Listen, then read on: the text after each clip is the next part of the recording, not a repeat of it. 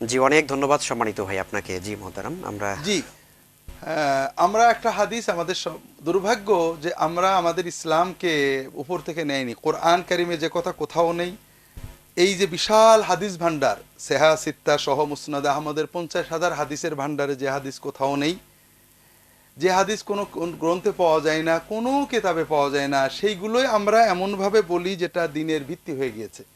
আর কোরআনে যা আছে, হাদিসে যা আছে, এগুলো নিয়ে আমরা কেউ কথা বলি না। আরও দুর্ভাগ্য হলো আজকে ইসলামে মুসলমানেরা যে দ্বিধা বিভক্তি হয়েছে, সেটা কিসের?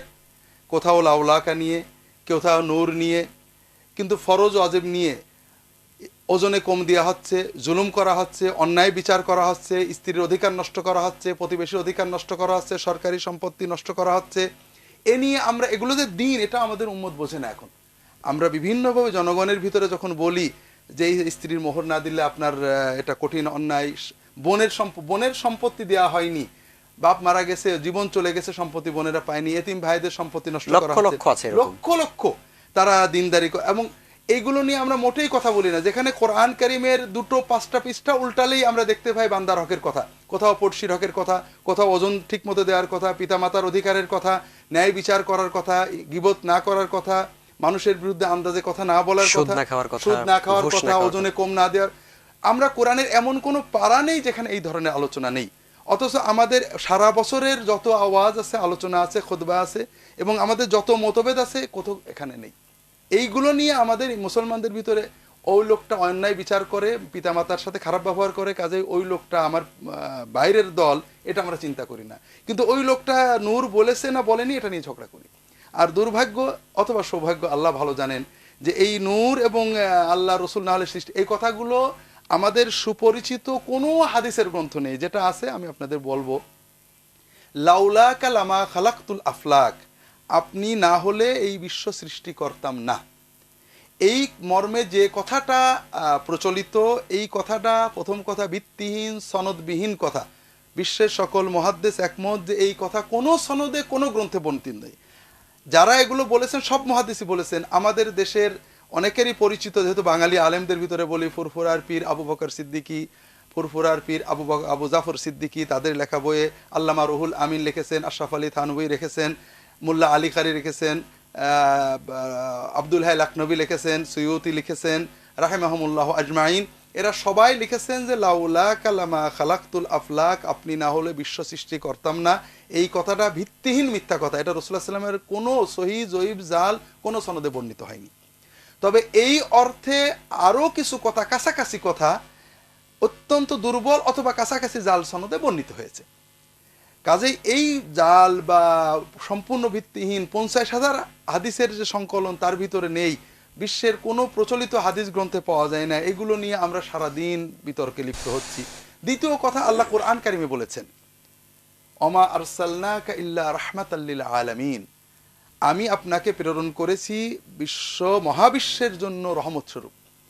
এ থেকে আমরা বলতে পারি যে রাসূলুল্লাহ সাল্লাল্লাহু আলাইহি ওয়াসাল্লামের জন্য বিশ্বকে তৈরি করা হয়নি, বিশ্বকে রহমত দেওয়ার জন্য রাসূলুল্লাহ সাল্লাল্লাহু আলাইহি ওয়াসাল্লামকে তৈরি করা হয়েছে। এটা আমরা বলতে পারি। বিশ্বকে তৈরি করা হয়েছে এবং বিশ্বের রহমত স্বরূপ তাকে তৈরি করা হয়েছে। তো কাজে কেউ যদি যুক্তি দিয়ে নিজে বলেন যে রসুল না হলে তো দুনিয়া সৃষ্টি হতো না, এটা তার ব্যক্তিগত বক্তব্য, বলেন, এটা যুক্তি তর্ক দিতে পারেন। তবে এটা হাদিসের বক্তব্য নয়, এই মর্মে কোনো সহি হাদিস নেই।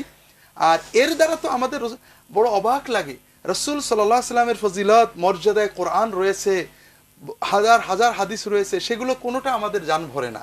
এই অদ্ভুত কথাগুলো না হলে আমরা মনে হয় রসুল সাল্লাল্লাহু আলাইহি ওয়াসাল্লামের মর্যাদা বোধহয় হলো না। যে হৃদয় কোরআন যে মর্যাদা দিয়েছে রসুল সাল্লাল্লাহু আলাইহি ওয়াসাল্লামকে, সে মর্যাদায় তৃপ্ত হয় না। বুখারী, মুসলিম, আবু দাউদ, তিরমিজি, মুসনাদে আহমদের 50,000 হাদিসে রাসূলুল্লাহ সাল্লাল্লাহু আলাইহি ওয়াসাল্লাম যে মর্যাদা এসেছে, সে মর্যাদায় হৃদয় তৃপ্ত হয় না। যে হাদিস কোথাও পাওয়া যায় না, জোর করে খুঁজে পেতে বের করে নিয়ে আসতে হয়, এই হাদিস না হলে জান ভরে না, দুর্বল, ভিত্তিহীন, মিথ্যা হাদিস। এর হৃদয়ের ইমান কতটুকু বা নবী প্রেম কতটুকু, এটা আমাদের নিজেদের হৃদয়ে চিন্তা করা প্রয়োজন। আল্লাহ তাআলা আমাদেরকে হেফাজত করুন। নূরের কথাটাও হয়তো জি, আবার আসবো ইনশাআল্লাহ। জি, প্রিয় দর্শক মণ্ডলী, কোরআন কারিমে বারংবার বলা হয়েছে, রিপিটেডলি বলা হয়েছে, কুল ইন্নামা আনা বাশারুম মিথলুকুম, আমি তোমাদের মানুষ, হাল কুনতু ইল্লা বাশার, আমি তো মানুষ, রাসূল মাত্র, আর কিছুই নই। এই জন্য রাসূল সাল্লাল্লাহু আলাইহি ওয়াসাল্লাম কোরআন কারিমে মানুষ বলা হয়েছে, হাদিস শরীফে বারংবার তাকে বলে, ইন্নামা আনা বাশার, আমি মানুষ মাত্র। আর আমরা জানি মানুষকে আল্লাহ কি দিয়ে তৈরি করেছেন। এর বিপরীতে, এই সত্যের বিপরীতে কোরআন কারিমে কোথাও বলা হয়নি রাসূলুল্লাহ সাল্লাম নূরের তৈরি।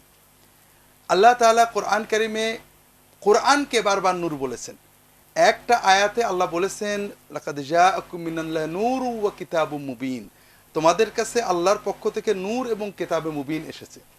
কোন কোন মুফাসসির, আল্লাহ নয়, কোন রাসূল সাল্লাল্লাহু আলাইহি ওয়াসাল্লামের কথা নয়, সাহাবীদের কথা নয়, কোন কোন মুফাসসির বলেছেন এখানে নূর বলতে রাসূল সাল্লাল্লাহু আলাইহি ওয়াসাল্লামকে বোঝানো হয়েছে।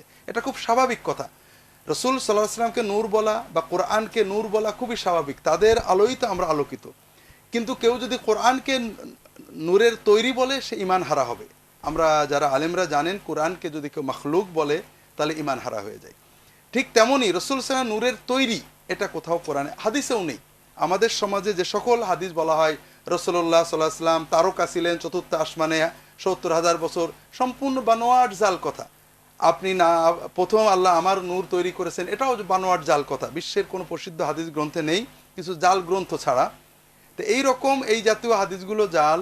এরপরেও কোনো কোনো আলেম বলতে পারেন নূরের তৈরি মাটির, রাসূলুল্লাহ সাল্লাল্লাহু আলাইহি ওয়াসাল্লাম মানুষ ছিলেন, এটা বিশ্বাস করা আমাদের জন্য ফরজ, কারণ কোরআনে রয়েছে। এটা অস্বীকার করলে কোরআন অস্বীকার করা হয়।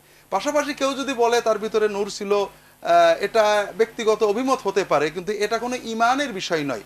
যেহেতু কোরআনে নেই সে বিষয় ঈমানে আসতে পারে না, মুতাওয়াতির হাদিসে নেই, ঈমানে আসতে পারে না। তবে দুর্ভাগ্য, আগে যেমন বলেছি যে আমরা এই বিষয়গুলোকে নিয়ে মুসলমানদের বিভেদ তৈরি করছি, জেনে অথবা না জেনে।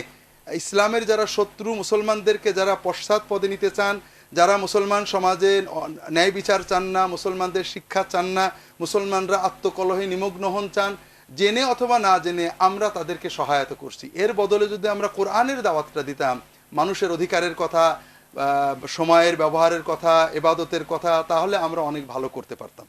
জি, আল্লাহ তাআলা আমাদের সকলকে তৌফিক দান করুন। প্রিয় দর্শক, আজকে আমাদের সমাজে যারা এই কথাগুলো প্রচার করছে, রাসূল নূরের তৈরি, রাসূল সৃষ্টি না হলে কিছুই হতো না, এই জাতীয় কথা থেকে আমাদেরকে দূরে সরে আসতে হবে এবং যারা বলে তাদেরকে তাওবা করে অবশ্যই ঈমানের পথে, হেদায়েতের পথে চলে আসতে হবে, অন্যথায় আল্লাহর নাজাত দিবেন না, আমরা এটা ধারণা করছি।